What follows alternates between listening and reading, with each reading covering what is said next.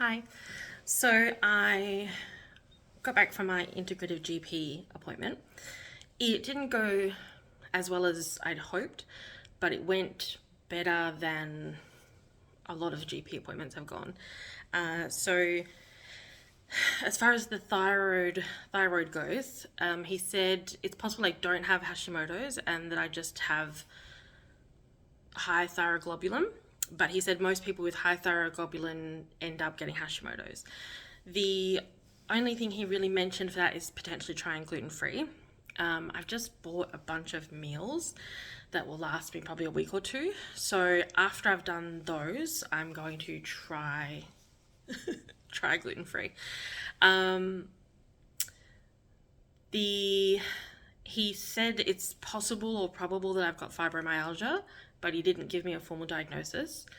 I asked for a referral to a geneticist, which he didn't give me, but he did give me a couple of blood tests to get done to further form an opinion on inflammation and immune conditions. So I'll get those done in the next few days. But the potentially biggest takeaway is something that no other doctor has offered me yet, which is progesterone. So I've had PCOS for a long time, and my hormone levels have gotten worse in the last year. And obviously, I'm at the age where perimenopause is possible. He didn't say he thought I was perimenopausal, but he did say that it's very likely that I'm not ovulating or that I'm ovulating once in a while.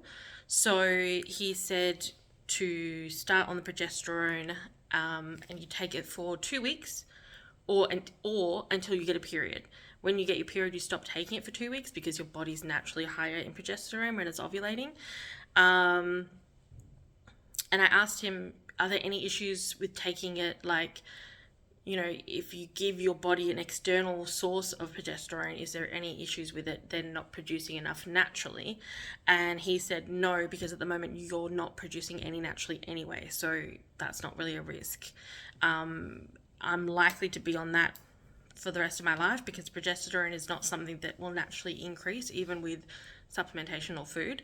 Well, that's not true. You can increase it naturally, but it's sort of one of those things of once it's low, it's not going to get higher significantly. So it's, yeah, basically most women of sort of 30 plus could benefit from it is kind of the impression that I got.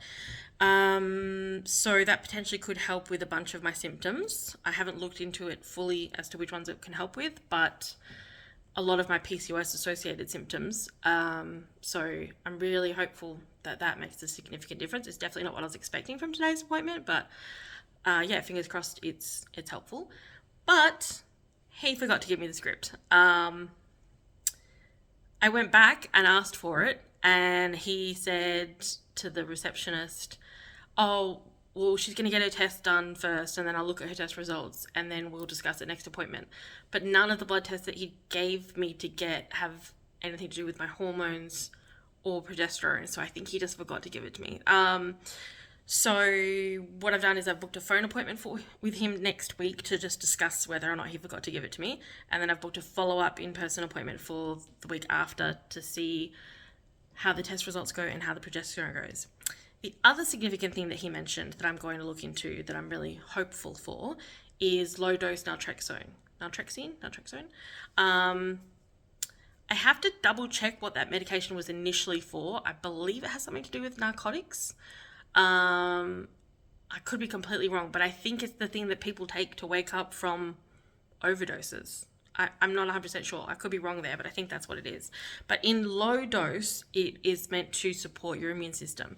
So it's given for a bunch of immune conditions. In my case, it would be to help with fibro and potentially my thyroid. So, and maybe even my PCOS, hopefully. So he didn't recommend anything else that I wasn't already doing.